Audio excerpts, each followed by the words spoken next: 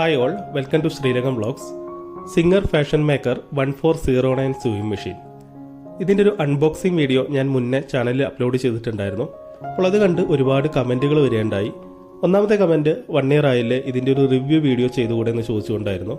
അതുപോലെ മറ്റ് സംശയങ്ങൾ, ജീൻസ് തയ്ക്കാമോ, ഓൺലൈനിൽ എടുക്കാമോ, സർവീസ് എങ്ങനെയുണ്ട്, ഇപ്പോഴത്തെ ഒരു കണ്ടീഷൻ എങ്ങനെയാണ്, അപ്പോൾ ഇതിനൊക്കെയുള്ള ഒരു ആൻസർ എന്നുള്ള നിലയ്ക്കാണ് ഈ ഒരു വീഡിയോ. ഈ വീഡിയോയിൽ ആദ്യം തന്നെ മെഷീൻ്റെ periodic cleaning and machine oiling എങ്ങനെയാണെന്ന് പറയാം. അതോടൊപ്പം തന്നെ എൻ്റെ യൂസർ റിവ്യൂസ്, ഇതിൽ വന്നിട്ടുള്ള ഡൗട്ട്സുകൾക്കുള്ള മറുപടി, മെഷീൻ്റെ പെർഫോമൻസ് എങ്ങനെയുണ്ട് എന്നുള്ള കാര്യങ്ങളെല്ലാം പറഞ്ഞു പോവാം. ക്ലീൻ ചെയ്യുന്നതിനായി ഇവിടെ ഒരു കോട്ടൺ ക്ലോത്ത് യൂസ് ചെയ്തിട്ടുണ്ട്. ഇത് തുണിയുടെ ഒരു വെട്ട് കഷ്ണമാണ്. അതേപോലെ തന്നെ ഇവിടെ ഒരു ഹാൻഡ് സാനിറ്റൈസർ എടുത്തിട്ടുണ്ട്. ഇതില്ലെങ്കിലും കുഴപ്പമൊന്നുമില്ല. പിന്നെ അതൊരു all purpose machine oil use ചെയ്തിട്ടുണ്ട്. സ്പെഷ്യൽ ഓയിലൊന്നുമല്ല, നോർമലി തയ്യൽ കടയിൽ നിന്ന് വാങ്ങിച്ചതാണ്. ക്ലീൻ ചെയ്യുന്നതിന് മുന്നേ ആയിട്ട് മെഷീൻ ടേൺ ഓഫ് ചെയ്ത് അൺപ്ലഗ് ചെയ്യുക. ഇത് അതിൻ്റെ ഫുഡ് പെഡലും കാര്യങ്ങളാണ്. ഇവിടെ ശ്രദ്ധിക്കേണ്ട ഒരു കാര്യം, ഫുഡ് പെഡലിൻ്റെ വയേഴ്സ് നമ്മൾ മടക്കി വയ്ക്കുമ്പോൾ ഒരുപാട് ചുരുട്ടി വയ്ക്കാതെ ഈ ഒരു രീതിയിൽ മടക്കി വയ്ക്കുക, അല്ലെങ്കിൽ അത് പെട്ടെന്ന് നാശമാവാനുള്ള ഒരു സാധ്യത ഉണ്ട്. മെഷീനോടൊപ്പം കിട്ടിയ ആക്സസറീസ് ഒക്കെ കൂടുതലും ഞാൻ ഇതിനകത്താണ് വെക്കാറുള്ളത്. ലൂബ് ചെയ്യുന്നതിന് വേണ്ടി മെഷീൻ പാർട്സ് റിമൂവ് ചെയ്യാൻ വേണ്ടിയിട്ടുള്ള സ്ക്രൂ ഡ്രൈവറാണിത്.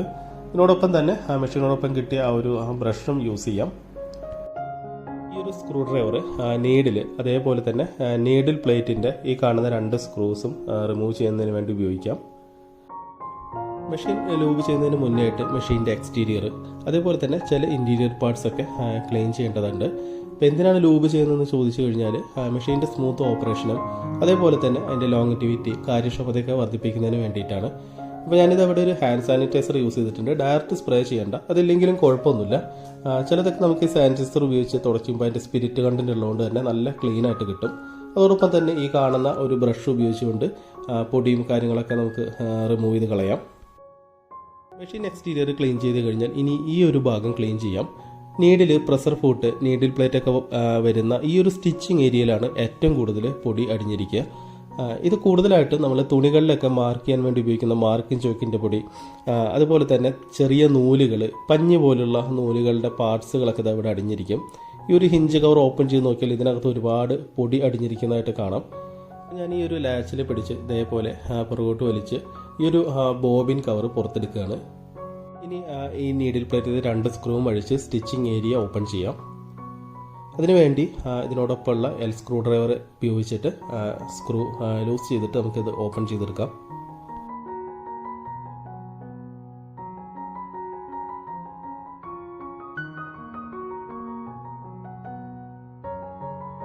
ഇതിവിടെ കാണുന്ന ഈ ലാച്ച് പ്രസ് ചെയ്തിട്ട് പ്രഷർ ഫൂട്ട് ഊരിയെടുക്കാം.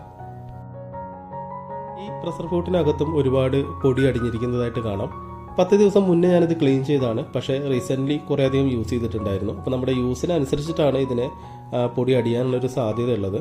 അതുപോലെ തന്നെ ഈ ഒരു കാണുന്ന നീഡിൽ നമുക്ക് ഈ ഒരു സ്ക്രൂ ഡ്രൈവർ ഉപയോഗിച്ചിട്ട് ഇതേപോലെ ഊരിയെടുക്കാം. ഈ നീഡിൽ മെഷീനോടൊപ്പം വായിക്കുമ്പോൾ കിട്ടിയ സിംഗറിൻ്റെ തന്നെ നീഡിലാണ്. നല്ല ക്വാളിറ്റിയുള്ള നീഡിലാണ് കേട്ടോ. ഇത് ഓൾമോസ്റ്റ് 1 വർഷത്തിന് മേലെ യൂസ് ചെയ്തു. ജീൻസ് വരെ ഇതുകൊണ്ട് സ്റ്റിച്ച് ചെയ്ത് നോക്കിയിട്ടുണ്ട്. ഇതുവരെ പൊട്ടലോ വളയലോ ഒന്നും വന്നിട്ടില്ല. അത്യാവശ്യം നല്ല ക്വാളിറ്റിയുള്ള നീഡിലാണ്.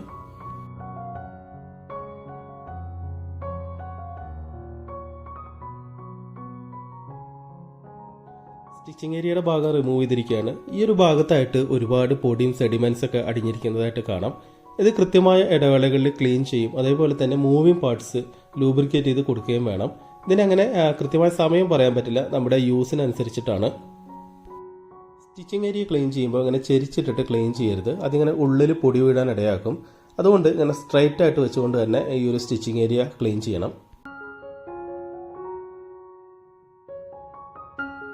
ഇതിങ്ങനെ സിമ്പിളായിട്ട് ബ്രഷ് കൊണ്ട് ക്ലീൻ ചെയ്ത് കൊടുത്താൽ മതി.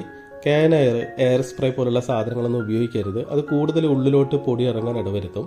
ഇതുപോലെ തന്നെ ബ്രഷും ഒരു കോട്ടൺ ക്ലോത്തും വെച്ചുകൊണ്ട് സിമ്പിളായിട്ട് ഇതേമാതിരി ക്ലീൻ ചെയ്താൽ മതി.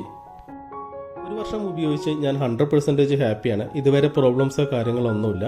പിന്നെ ഹോം പർപ്പസിനാണ് ഇത് യൂസ് ചെയ്യാറുള്ളത്. എന്നിരുന്നാലും നല്ല രീതിയിൽ തന്നെ മെഷീൻ യൂസ് ചെയ്യാറുണ്ട്. പിന്നെ ഇത് വാങ്ങിയത് ഫ്ലിപ്കാർട്ടിൽ നിന്നാണ്. ഓഫ്ലൈനായിട്ട് വേണമെങ്കിൽ നമുക്ക് വാങ്ങാവുന്നതാണ്.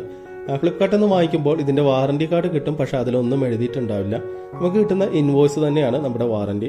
2 വർഷം സിംഗറിൻ്റെ വാറണ്ടി ഉണ്ട്. എന്തെങ്കിലും പ്രോബ്ലം വന്നാൽ ഫ്ലിപ്കാർട്ടിലുള്ള ടോൾ ഫ്രീ നമ്പറിൽ വിളിച്ചു കഴിഞ്ഞാൽ അവർ കസ്റ്റമർ കെയർ കണക്ട് ചെയ്ത് തരും. അങ്ങനെ വാറണ്ടി ക്ലെയിം ചെയ്യാം.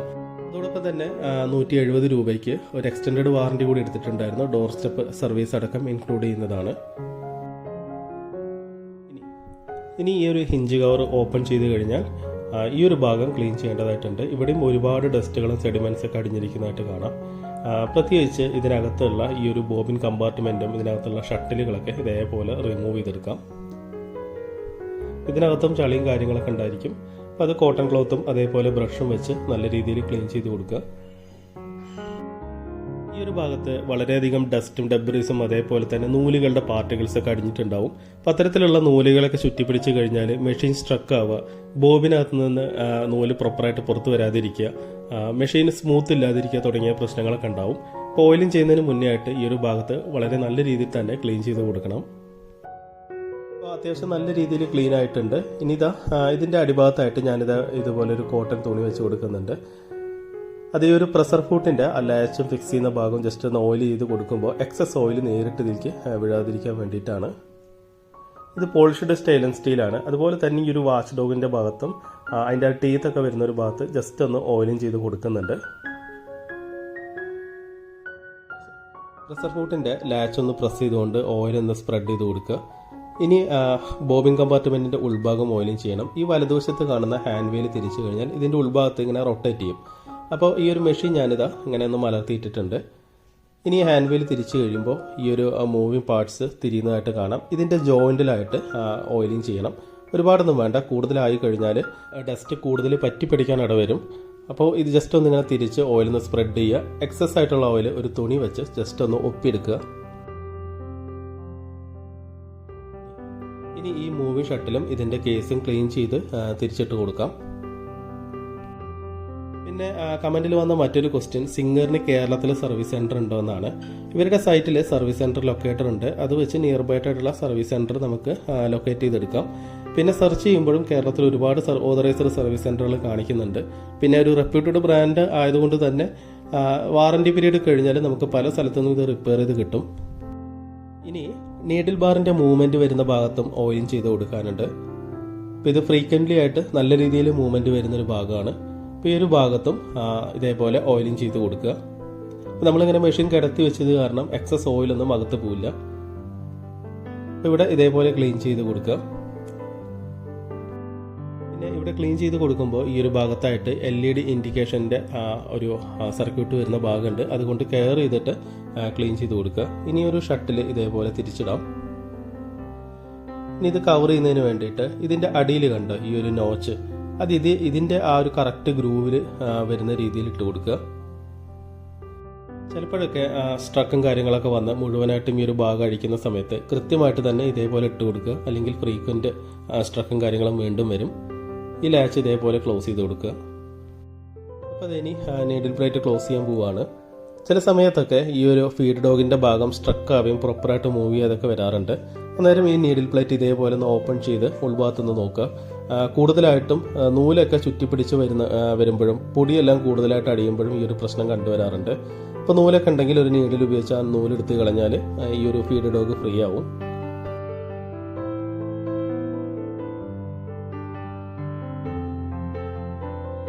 ഇപ്പോൾ ഹാൻഡ് സാനിറ്റൈസർ ഞാൻ ജസ്റ്റ് ഒന്ന് ക്ലീൻ ചെയ്യാൻ വേണ്ടി ഉപയോഗിച്ചെന്നുള്ളൂ, നിർബന്ധമൊന്നുമില്ല. അതേപോലെ തന്നെ ഓയിലാണെങ്കിലും മറ്റ് സ്പ്രേ ആണെങ്കിലും ഒന്നും ഡയറക്റ്റ് ഇതിലോട്ട് സ്പ്രേ ചെയ്ത് കൊടുക്കരുത്. എസ്പെഷ്യലി ഇതിൻ്റെ ഇലക്ട്രിക്കൽ പാർട്സ് ഒക്കെ വരുന്ന ഭാഗങ്ങളിൽ ഓയിലിങ്ങോ ഇതേപോലെ മറ്റൊരു ക്ലീനിങ് ഏജൻറ്റും യൂസ് ചെയ്യരുത്. പിന്നെ ഇതാ ഈ ഒരു ഭാഗം കണ്ടോ, ഈ ഒരു ബോബിൻ വൈൻഡറിൻ്റെ ഒരു ഭാഗം, ഇവിടെയും കൂടി ജസ്റ്റ് ഇതേപോലെ ഒന്ന് ഓയിലിങ് ചെയ്ത് കൊടുക്കുക.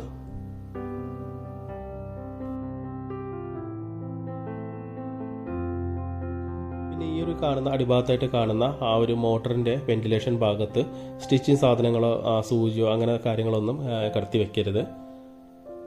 ഇതാ പ്രഷർ ഫൂട്ടും ഇതേപോലെ നല്ല രീതിയിലൊന്ന് ക്ലീൻ ചെയ്ത് കൊടുക്കുക. അത് ഇതേപോലെ പ്രഷർ ഫൂട്ടർ ഫിക്സ് ചെയ്ത് കൊടുക്കാം. ഇത് മുന്നത്തെ വീഡിയോയിൽ പറഞ്ഞിട്ടുള്ളതാണ് എങ്ങനെയാണ് ഫിക്സ് ചെയ്യുന്നത്, എങ്ങനെയാണ് റിമൂവ് ചെയ്യുന്നതെന്നൊക്കെ. അപ്പോൾ ഇത് വളരെ സിമ്പിളാണ്. ഇനി ഇതാ ഈ ഒരു മൂവ് ചെയ്യുന്ന ഈ ഒരു ഭാഗത്തും ജസ്റ്റ് ഒന്ന് ഓയിലിംഗ് ചെയ്ത് കൊടുക്കുക. പിന്നെ കമൻറ്റിൽ വന്നിട്ടുള്ള മറ്റൊരു ക്വസ്റ്റ്യൻ, ഇത് ഉപയോഗിച്ചുകൊണ്ട് ബനിയൻ ക്ലോത്ത് സ്റ്റിച്ച് ചെയ്യാൻ പറ്റുമോ എന്നുള്ളതാണ്. ബനിയൻ ക്ലോത്ത് സ്റ്റിച്ച് ചെയ്യാം, കുഴപ്പമൊന്നുമില്ല. ഞാൻ സ്റ്റിച്ച് ചെയ്ത് നോക്കിയിട്ടുണ്ട്. പക്ഷേ ആ ബനിയൻ ക്ലോത്തിൻ്റെ ഒരു ഡെൻസിറ്റി നോക്കണം. സെറ്റർ പോലുള്ള ബനിയൻ ക്ലോത്തുകളൊക്കെ സ്റ്റിച്ച് ചെയ്യുമ്പോൾ ചിലപ്പോൾ ബുദ്ധിമുട്ട് കാണിക്കാറുണ്ട്. അതുപോലെ തന്നെ ക്ലോത്ത് സ്റ്റിച്ച് ചെയ്യുമ്പോൾ ഇതിൻ്റെ ടെൻഷൻ ഒന്ന് കുറച്ച് വെക്കണം, ഒരു 2-ൻ്റെയും 3-ൻ്റെയും ഇടയ്ക്ക്. അതേപോലെ തന്നെ സ്റ്റിച്ച് ലെങ്ത് കുറച്ച് കൂട്ടി വെച്ചിട്ട് വേണം ചെയ്യാൻ. ഇനി ഇതാ ഇതിലെ നീഡിലൊന്ന് ഫിക്സ് ചെയ്യാം. ഈ കാണുന്ന പോലെ നീഡിൽ ഫിക്സ് ചെയ്ത് കൊടുക്കാം. ഇനി ബോബിൻ ഫിക്സ് ചെയ്ത് കൊടുക്കാം. ഇത് ഫിക്സ് ചെയ്ത് കൊടുക്കുമ്പോൾ പറയേണ്ട ഒരു കാര്യം, പലരും നൂല് കട്ട പിടിക്കുക എന്ന് പറയാറുണ്ട്, നൂല് കട്ട കുത്തുന്നത് പോലെ. അതിന് പ്രധാന ഒരു കാരണം, ഇതേപോലെ തന്നെ ബോബിൻ കേസിനകത്തോട്ട് ഇട്ട് കൊടുത്ത് ഈ ഒരു സ്ലിറ്റിനകത്ത് കൂടെ നമ്മൾ ഇടല്ലോ, അങ്ങനെ വലിച്ചു നോക്കുക. ഇത് ക്ലോക്ക് വൈസ് ഡയറക്ഷനിൽ തിരിയണം. ഇത് ആൻറ്റി ക്ലോക്ക് വൈസ് ആയിട്ട് നമ്മൾ ഇട്ട് കൊടുക്കുന്ന സമയത്താണ് കൂടുതലായിട്ടും ഇതേപോലെ നൂല് കട്ട കുത്താനൊക്കെ ഉള്ളൊരു സാധ്യത വരുന്നത്. ഇതേപോലെ ഇട്ട് കൊടുക്കുമ്പോൾ ഈ ഒരു ലാച്ചിൽ ഇങ്ങനെ പിടിച്ചുകൊണ്ട് ആ മേലത്തെ ആ ഒരു വാല് പോലത്തെ ഒരു ഭാഗം കണ്ട് അത് കറക്റ്റ് ഈ ഒരു ഗ്രൂവിൽ വരാൻ വിധത്തിൽ ഇട്ട് കൊടുക്കുക. ഇവിടെ ഒരു ക്ലിക്ക് എന്നുള്ളൊരു സൗണ്ട് കേൾക്കും, അപ്പോൾ ഇത് വിട്ട് കൊടുക്കുക. അപ്പോൾ അങ്ങനെ പ്രോപ്പറായിട്ട് ഇട്ടിട്ടില്ലെങ്കിലും നൂല് ഇതേപോലെ പ്രശ്നം വരാം. അതേപോലെ തന്നെ എക്സസ് നൂലിടുമ്പോൾ ഒരു 6 ഇഞ്ച് നീളത്തിൽ ഇതേപോലെ നീളം കൂട്ടിയിട്ടിട്ട് കൊടുക്കുക. ചെറിയൊരു നീളം ഇട്ട് കൊടുത്തിട്ട് പിന്നെ നമ്മളിത് നൂല് പിക്കപ്പ് ചെയ്യുമ്പോഴും ഇതേപോലെ പ്രോപ്പറായിട്ട് നൂല് കിട്ടാത്ത പ്രോബ്ലം, സ്ട്രക്ക് ആവുന്ന പ്രശ്നം, നൂല് കട്ട കുത്തുന്ന പ്രോബ്ലം ഒക്കെ ഉണ്ടാവാറുണ്ട്. പിന്നെ ഈ ഒരു ഭാഗം കണ്ടോ, ഈ ഒരു ഭാഗത്ത് ഇതേപോലെയാണ് നൂല് ഇട്ട് കൊടുക്കേണ്ടത്. പക്ഷേ ഇതിൻ്റെ ഒരു മെഷീൻ്റെ ഒരു നെഗറ്റീവായിട്ട് എനിക്ക് തോന്നിയത്, പലപ്പോഴും ഈ ഭാഗത്തുനിന്ന് നമ്മൾ സ്റ്റിച്ച് ചെയ്യുമ്പോൾ, എസ്പെഷ്യലി സ്പീഡിൽ സ്റ്റിച്ച് ചെയ്യുമ്പോൾ നൂല് ചാടി പോകുന്നുണ്ട്. പിന്നെ ഈ ഒരു ടെൻഷൻ ഡയൽ ഉണ്ടല്ലോ, അപ്പോൾ ഇത് നമ്മുടെ ടെൻഷൻ എത്രയാണ് വേണ്ടത് അതിനനുസരിച്ച് പ്രോപ്പറായിട്ട് സെറ്റ് ചെയ്യണം. പലപ്പോഴും ഈ ഒരു ടെൻഷനും നൂലിൻ്റെ ആ ഒരു സ്റ്റിച്ചിങ് ലെങ്ത്ത് അഡ്ജസ്റ്റ് ചെയ്യുന്ന നോബും പലർക്കും മാറിപ്പോവാറുണ്ട്. ഇപ്പോൾ ഞാൻ നേരത്തെ കാണിച്ചത് അതിൻ്റെ ടെൻഷൻ ചെയ്യുന്നതാണ്. പിന്നെ ഈ ഒരു ഭാഗത്തു നിന്ന് നൂല് ഇടയ്ക്ക് ചാടി പോകാറുണ്ടെന്ന് പറഞ്ഞല്ലോ. അപ്പോൾ അതിന് ഞാൻ ചില സമയത്ത് ഇതിൻ്റെ മേലെ കാണുന്ന ഒരു നട്ട് പോലുള്ളൊരു ഭാഗം ഉണ്ടല്ലോ, ആ ഒരു ഭാഗത്ത് കൂടെ ചിലപ്പോൾ ഇട്ട് കൊടുക്കാറുണ്ട്. അത് ഇതിൻ്റെ റെക്കമെൻഡഡ് അല്ലാന്ന് തോന്നുന്നു, കാരണം ഇതിൻ്റെ കാറ്റലോഗിലൊന്നും അങ്ങനെ എഴുതിയിട്ടില്ല. പക്ഷേ പലപ്പോഴും നൂലിങ്ങനെ ചാടി പോകുമ്പോൾ, എസ്പെഷ്യലി ലോ ടെൻഷനിലൊക്കെ നമ്മൾ സ്റ്റിച്ച് ചെയ്യുന്ന സമയത്ത് ഇങ്ങനെ നൂല് ചാടി പോകുമ്പോൾ ഞാനിങ്ങനെ ഇട്ട് കൊടുക്കാറുണ്ട്. പക്ഷേ ഹൈ ടെൻഷനിൽ നമ്മൾ സ്റ്റിച്ച് ചെയ്യുന്ന സമയത്ത് അതിങ്ങനെ ഇട്ട് കൊടുക്കരുത്. അതുപോലെ മെഷീൻ കൃത്യമായ ഒരു സർഫസിൽ വയ്ക്കുക, മെഷീൻ കുലുങ്ങാൻ ഇടവരരുത്. ഇനി സ്റ്റിച്ച് ചെയ്യുമ്പോൾ ഇതേപോലെ പ്രത്യേകിച്ച് ഇങ്ങനത്തെ സ്ട്രിപ്പുകളൊക്കെ സ്റ്റിച്ച് ചെയ്യുമ്പോൾ ആ ഒരു ഇനീഷ്യൽ സ്റ്റിച്ചിങ് വരുന്ന ഭാഗത്ത് നൂല് കട്ട കുത്തുന്ന ഒരു സംഭവം കണ്ടുവരാറുണ്ട്. അതിങ്ങനെ നീഡിൻ്റെ ആ ഭാഗത്ത് നിന്ന് ഇറക്കി വെക്കുന്നതുകൊണ്ടാണ്. കുറച്ച് ഇതേപോലെ നീഡിൻ്റെ ഭാഗത്ത് നിന്ന് കയറ്റി വെച്ച് കഴിഞ്ഞാൽ ഈ ഒരു പ്രശ്നം ഒഴിവാകുന്നതാണ്. പ്രത്യേകിച്ച് ഈ ഒരു മെഷീനിൽ അങ്ങനത്തെ ഒരു പ്രോബ്ലം ചില സമയത്ത് കാണാറുണ്ട്. അതൊരു പ്രോബ്ലം അല്ല, ഇങ്ങനെ കയറ്റി വെച്ച് സ്റ്റിച്ച് ചെയ്താൽ തീരാവുന്ന പ്രശ്നമേ ഉള്ളൂ. അതുപോലെ തന്നെ ഇത്തരത്തിലുള്ള തുണികളൊക്കെ സ്റ്റിച്ച് ചെയ്യുമ്പോൾ ഇതേപോലെ എക്സസ് ആയിട്ടുള്ള നൂലുകളൊക്കെ പൊങ്ങി നിൽക്കുന്നുണ്ടെങ്കിൽ, അതേപോലെ തന്നെ നൂലുകളൊക്കെ അടർന്ന് നിൽക്കുന്നുണ്ടെങ്കിൽ അതൊന്ന് കട്ട് ചെയ്ത് കളഞ്ഞതിന് ശേഷം സ്റ്റിച്ച് ചെയ്ത് കഴിഞ്ഞാലും കുറേയൊക്കെ സ്ട്രക്കിംഗ് ഒക്കെ ഒഴിവാക്കാം. പിന്നെ ഈ കാണുന്നത് സ്റ്റിച്ച് ലെങ്ത് ഡയലാണ്. ഇതിൻ്റെ മേലെ കാണുന്നത് ത്രെഡ് ടെൻഷൻ ഡയലാണ്. അത് അങ്ങോട്ടും ഇങ്ങോട്ടും മാറിപ്പോരുത്. അതുപോലെ തന്നെ ഹാൻഡ് വീൽ, ഇത് കണ്ട സ്മൂത്ത് റൊട്ടേഷനാണ്. അത് പക്ഷേ ചില സമയത്ത് നമ്മൾ ടെൻഷൻ അധികമായിട്ട് ഇടുന്ന സമയത്ത് ഇതൊന്ന് ജസ്റ്റ് ഒരു പിടുത്തം പോലെ തോന്നും. ഹാൻഡ് വീല് ചില സമയത്ത് അബ്നോർമലായിട്ട് സ്ട്രക്കായിട്ട് തോന്നുകയാണെങ്കിൽ മറ്റ് നൂല് സ്ട്രക്കൊന്നും ഇല്ലാന്ന് ഉറപ്പുവരുത്തിയതിന് ശേഷം ഈ ഒരു ടെൻഷൻ ഡയലൊന്ന് അഡ്ജസ്റ്റ് ചെയ്ത് നോക്കുക. ഇനി മറ്റൊരു ക്വസ്റ്റ്യൻ, ഇതിനകത്ത് ജീൻസ് സ്റ്റിച്ച് ചെയ്യാൻ പറ്റുമെന്നുള്ളതാണ്. ഇതേപോലെ ലൈറ്റ് വെയിറ്റ് ആയിട്ടുള്ള ജീൻസൊക്കെ ഞാൻ സ്റ്റിച്ച് ചെയ്ത് നോക്കിയിട്ടുണ്ട്, കുഴപ്പമൊന്നും ഉണ്ടായിട്ടില്ല. പക്ഷേ റെഗുലറായിട്ട് ചെയ്യാറില്ല, അത്ര റെക്കമെൻഡഡ് അല്ല എന്നാണ് എനിക്ക് തോന്നുന്നത്. അതുപോലെ തന്നെ ഇത്തരത്തിലുള്ള ടഫായിട്ടുള്ള ജീൻസുകളൊക്കെ സ്റ്റിച്ച് ചെയ്യുമ്പോൾ സ്റ്റിച്ചിങ് സ്പീഡ് കുറച്ചുകൊണ്ടാണ് ഞാൻ സ്റ്റിച്ച് ചെയ്യാറ്. അത് പക്ഷേ ഇവിടെ മറ്റൊരു കാര്യം, ഇതിന് റെക്കമെൻഡഡ് ആയിട്ടുള്ള നീഡിൽസ് യൂസ് ചെയ്യണം എന്നുള്ളതാണ്. ഞാനത് പറയുമ്പോൾ ഇതിൻ്റെ ആ ഒരു കാറ്റലോഗ് ഒന്ന് കാണിക്കാം. അപ്പോൾ ഇത് മെഷീൻ്റെ ഒപ്പമുള്ള ആ ഒരു കാറ്റലോഗാണ്. ഇതിൽ കണ്ടോ നീഡിൽ ഫാബ്രിക് ത്രെഡ് ചാർട്ട് എന്ന് പറഞ്ഞിട്ടൊരു പോർഷൻ ഉണ്ട്. ഇവിടെ 4ാമതായിട്ട് ഹെവി വെയ്റ്റ് ഫാബ്രിക്സ് എന്ന് പറഞ്ഞിട്ട് കൊടുത്തിട്ടുണ്ട്. ഡെനിംസ്, അപ്പോൾസ്റ്ററി മെറ്റീരിയൽ എന്നൊക്കെ പറഞ്ഞിട്ടുണ്ട്. പക്ഷേ അതിന് റെക്കമെൻഡഡ് ആയിട്ടുള്ള നീഡിൽസും ഇതിന് താഴെയായിട്ട് കൊടുത്തിട്ടുണ്ട്. ഞാൻ ഇതുവരെ നീഡിൽസ് ഒന്നും മാറ്റിയിട്ടില്ല, ഈ നീഡിൽ വെച്ചിട്ട് തന്നെയാണ് സ്റ്റിച്ച് ചെയ്തിട്ടുള്ളത്. ഇതിൻ്റെ തൊട്ടപ്പുറത്തെ പേജിൽ തന്നെ മെഷീൻ്റെ ട്രബിൾ ഷൂട്ടിംഗ് ഗൈഡ് കൊടുത്തിട്ടുണ്ട്. ചെറിയ പ്രശ്നങ്ങൾ, അതേപോലെ തന്നെ നമുക്ക് സ്റ്റിച്ച് ചെയ്യുമ്പോൾ ഉണ്ടാകുന്ന പ്രോബ്ലംസ് ഒക്കെ ഇത് നോക്കി സോൾവ് ചെയ്യാൻ പറ്റും. സ്റ്റിച്ച് ചെയ്യുമ്പോൾ ഉണ്ടാകുന്ന പ്രോബ്ലംസ്, അതിൻ്റെ കാരണം എന്താണ്, അതിൻ്റെ സൊല്യൂഷൻ എന്താണെന്നൊക്കെ വളരെ കൃത്യമായിട്ട് തന്നെ ഇതിൽ കൊടുത്തിട്ടുണ്ട്. ഇത് വളരെ യൂസ്ഫുൾ ആണ്. ഇനി ഞാനിത് മെഷീൻ്റെ സൗണ്ടും കാര്യങ്ങളൊക്കെ ഒന്ന് കാണിക്കാം. 1 വർഷത്തിലധികം മെഷീൻ നല്ല രീതിയിൽ യൂസ് ചെയ്തിട്ടുണ്ട്. വൈബ്രേഷൻസോ അതേപോലെ അബ്നോർമൽ സൗണ്ടുകളൊന്നും തന്നെ ഇല്ല. ഇപ്പോൾ ഞാനിവിടെ നല്ല ഹൈ സ്പീഡിൽ സ്റ്റിച്ച് ചെയ്ത് കാണിക്കാം. ഇപ്പോൾ ഹൈ സ്പീഡിൽ ലോങ് ടൈമിൽ സ്റ്റിച്ച് ചെയ്തുകൊണ്ടിരിക്കുകയാണ്. ഇവിടെ നിങ്ങൾക്ക് കാണാം മെഷീൻസിന് കാര്യമായിട്ടുള്ള വൈബ്രേഷനോ സൗണ്ടിന് വ്യത്യാസങ്ങളൊന്നുമില്ല. ഉൾപ്പെടെ ഫുള്ള് പ്രസ് ചെയ്ത് ഫുൾ സ്പീഡിലാണ് സ്റ്റിച്ച് ചെയ്തുകൊണ്ടിരിക്കുന്നത്. മെഷീൻ ഒരു കുലുക്കൊന്നും തന്നെ ഇല്ല, വളരെ സ്മൂത്തായിട്ടാണ് സ്റ്റിച്ച് ചെയ്യുന്നത്. ഈ ഒരു യൂസർ റിവ്യൂ നിങ്ങൾക്ക് ഇഷ്ടപ്പെടുകയാണെങ്കിൽ തീർച്ചയായിട്ടും ഒന്ന് ലൈക്ക് ചെയ്യുക. പിന്നെ ഈ ഒരു മെഷീനെ കുറിച്ച് പറയുകയാണെങ്കിൽ എന്നെ സംബന്ധിച്ച് ഞാൻ ഹൈലി സാറ്റിസ്ഫൈഡ് ആണ്, റെക്കമെൻഡഡ് ആണ്. അതുപോലെ തന്നെ ഹോം പർപ്പസിനൊക്കെ അടിപൊളിയാണ്. അപ്പോൾ ചാനൽ ആദ്യമായിട്ട് കാണുന്നവർ മറക്കാതെ സബ്സ്ക്രൈബ് ചെയ്യുക, അഭിപ്രായങ്ങൾ കമൻറ്റുകളിലൂടെ അറിയിക്കുക. അടുത്ത വീഡിയോയിൽ കാണാം. Thanks for watching. Bye bye.